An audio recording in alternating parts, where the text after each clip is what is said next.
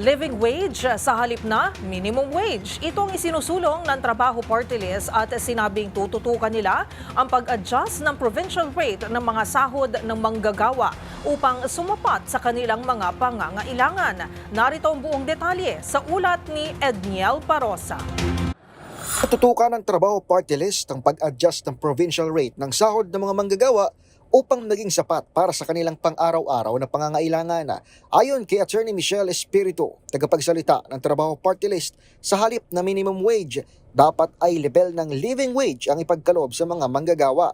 Giyip ng grupo, nararapat ang panukalang ito upang maitaas ang antas ng pamumuhay ng mga Pilipinong manggagawa at kanilang mga pamilya. Subalit mahirap pagkasyahin ang minimum wage sa mga pangangailangan. Gayunpaman, kinikilala ng grupo ang kahalagahan ng balansing usapin sa pasahod kung saan isinasang-alang-alang ang kapakanan hindi lamang ng mga manggagawa kundi pati na rin ng mga employer.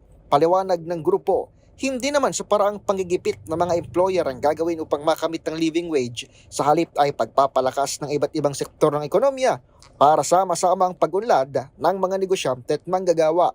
Ayon sa Trabaho Party List, equitable o makatarungang dapat ang kasalukuyang sistema kahit magkaiba ang rate ng minimum wage sa bawat rehiyon.